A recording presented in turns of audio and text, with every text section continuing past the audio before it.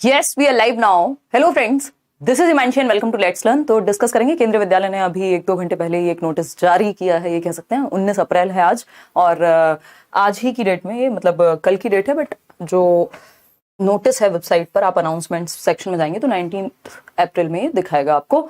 जो पीआरटी के लिए, जेएससी के लिए, लाइब्रेरियन पोस्ट के लिए, इन सब के नॉर्मलाइजेशन पर है। और इससे हम ये अंदाजा भी लगा सकते हैं कि रिजल्ट पे काम जोरों शोरों से चल रहा है। बाकी जो रिजल्ट्स हैं वो आते हुए हमें नजर आ रहे हैं। उसका एक रीजन ये भी है कि भाई इसमें जो कैंडिडेट्स हैं, नंबर ऑफ कैंडिडेट्स हैं पीआरटी में, वो ज्यादा हैं कंपैरेटिवली। तो नॉर्मलाइजेशन ये लोग लगा रहे हैं, ऐसा इन्होंने इस नोटिस में साफ साफ कह दिया है। और जो लोग इंटरव्यू की तैयारी कर रहे हैं उनके लिए भी थोड़ा सा और उत्साह वाली बात है ना। तो आप अगर ये नोटिस देखेंगे तो इसमें साफ साफ लिखा हुआ है कि जो रिक्रूटमेंट एजेंसी है, यानी जो कि सीबीएसई है, उसने ये डिसाइड किया कि केवीएस रिक्रूटमेंट एग्जामिनेशन में नॉर्मलाइजेशन होगा स्कोर्स का। यानी जो भी मार्क्स आपके, मान लीजिए जिनके आपके 125 मार्क्स हैं, किसके अनुसार, आंसर की के अनुसार, तो अब ये रॉ स्कोर बन जाएगा और जो फाइनल स्कोर निकल करके आएगा वो कुछ और रहेगा। और उन्होंने परसेंटाइल मेथड को यूज किया है, उसकी भी बात हम अभी करेंगे। ठीक, तो जो स्कोर है कैंडिडेट्स का, यानी ये अब एक रॉ स्कोर है, चेंज होकर के कुछ और ही आने वाला है। तो normalize the scores of candidates for the examinations which are conducted multi shifts. Normalization लगता ही वहां है जहां मल्टीपल शिफ्ट्स में एग्जाम होता है। भाई कई दिन तक आपके एग्जाम्स हुए हैं और किसी शिफ्ट में इजी या डिफिकल्ट वाली बात आप मान लीजिए, तो उसका एक एवरेज निकाल करके नॉर्मलाइजेशन की प्रक्रिया होती है। ठीक, तो जिसमें पीआरटी शामिल है, यानी प्राइमरी टीचर, यही हमारा मेन कंसर्न भी है, और junior secretariat assistant and librarian, और जो कि मल्टीपल शिफ्ट्स में हुए हैं। ठीक, तो समझते हैं फटाफट से। इसके अलावा उन्होंने कहा this is being done so that the marks of candidates across different shifts can be compared with each other. तो अलग अलग शिफ्ट्स के मार्क्स को कंपेयर किया जा सके। ठीक, as inform the normalization procedure will be based on percentiles. तो फटाफट से 1 मिनट लगाते हैं। वैसे ये बहुत कॉमन तरीका है जिन भी एग्जाम्स में नॉर्मलाइजेशन होता है कि वहां परसेंटाइल जो मेथड है, इसके भी कई सारे मेथड हैं बेसिकली नॉर्मलाइजेशन के। तो मल्टीपल शिफ्ट्स में कोई एग्जाम हुआ है, वहां पे नॉर्मलाइजेशन लगेगा। ठीक, उसका रीजन क्या है कि भाई किसी शिफ्ट में इजी आया, किसी शिफ्ट में थोड़ा मुश्किल हो गया, या फिर जिस शिफ्ट का फर्स्ट डे जिसका एग्जाम था, अगर चीजें रिपीट भी हो रही हैं तो अगले वालों को वैसे पता लग जाती हैं, है ना। तो इस तरह की भी कुछ कुछ चीजें। तो मल्टीपल शिफ्ट्स में जो एग्जाम्स होते हैं वहां ये चीज नॉर्मलाइज करने के लिए उन मार्क्स को लगा दी जाती है। परसेंटाइल मेथड की ये बात कर रहे हैं, परसेंटाइल मेथड। और इसके जस्ट बाद फिर हमें रिजल्ट्स देखने को मिल जाएंगे, मे बी दिस वीक और नेक्स्ट वीक। ठीक, तो परसेंटाइल मेथड की अगर हम बात करें तो यहाँ पे ऐसे देख सकते हैं कि मान लीजिए डे 1 था, और डे 1 पे जो एवरेज स्कोर निकल के आ रहा है कैंडिडेट्स का, वो है मान लीजिए 125 ही रख लेते हैं, ये बड़ा प्यारा सा नंबर है। ठीक, डे 2 मान लेते हैं, उस दिन के जो एवरेज मार्क्स निकल करके आ रहे हैं लर्नर्स के या एस्पिरेंट्स के, वो हैं 132।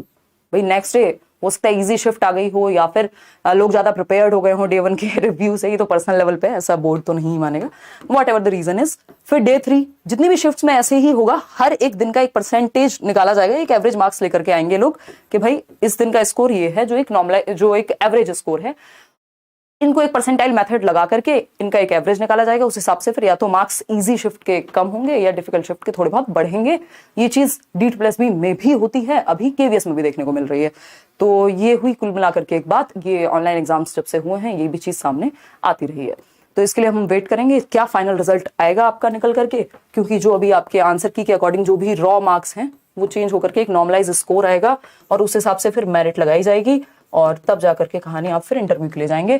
इंटरव्यू की प्रिपरेशन जिस दिन रिजल्ट आ जाएगा, एक सेमिनार आपके सामने अनाउंस कर दिया जाएगा, ताकि चीजें बिल्कुल क्लियर हो, है ना। जब आपको पता है कि आप या तो जाएंगे या तो नहीं जाएंगे, और वो प्रिपरेशन अच्छे से हो सकती है। बहुत लंबा समय इंटरव्यू की प्रिपरेशन के लिए मुझे नहीं लगता कि चाहिए। वो आप अपने लेवल पे भी इतने इंटरनेट से या करियर लेवल पे भी फ्री वीडियोस डलवाए हैं, वहां से आप देख सकते हैं। ठीक, इसके अलावा मॉक इंटरव्यूज भी शुरू हो रहे हैं सैटरडे से। तो ये नॉर्मलाइज्ड स्कोर क्या रहेगा फाइनल रिजल्ट पे पता चलेगा इस हफ्ते या अगले हफ्ते। यही एक छोटी सी बात थी। और अभी जो भी पूछ रहा है कोई कि ईडब्ल्यूएस में 112 हैं, क्या चांस है, ये किसी को नहीं पता, कोई सच में बता ही नहीं सकता। तुक्के वाली बात हो जाएगी, एग्रीगेट भी ढंग से नहीं लगाया जा सकता, स्पेशली जब स्थिति ऐसी है कि अभी नॉर्मलाइजेशन और होना है। रॉ मार्क्स में ही इतना मुश्किल है क्योंकि इतनी सारी शिफ्ट्स हैं, और अभी तो नॉर्मलाइजेशन की बात और है। तो अब रुक जाइए, एक बार केवीएस को अपना काम कर लेने दीजिए, उसके बाद हम ये चीजें देखेंगे। इतने केवीएस के बारे में पढ़िए, जानिए और अपनी तैयारी कीजिए मस्त तरीके से।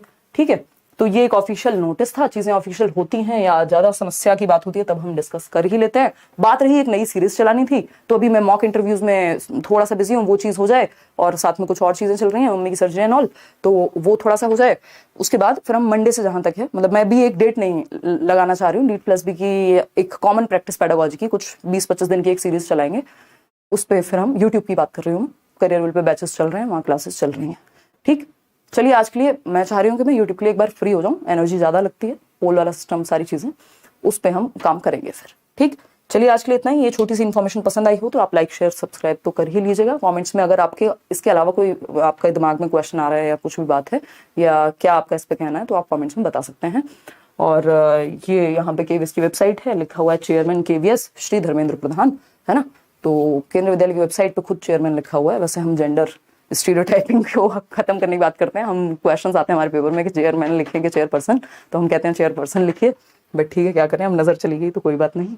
चलिए आज के लिए इतना ही, थैंक यू सो मच। कोई और बात हो, DEET+B की वैकेंसी कब आएगी इसके लिए भी हम देख रहे हैं, जल्दी ही किसी भी दिन एकदम हम देखेंगे कि भाई ये जो है सामने प्रकट हो गई है। ठीक, सीटेट एग्जाम के लिए भी अगर जुलाई में होना है तो अप्रैल मई तक भी नोटिस आ जाएगा, तब भी पेपर ये करा लेंगे उसमें जुलाई में, बहुत बड़ी बात नहीं है, आजकल 2 महीने पहले देते हैं। Thank you so much, bye.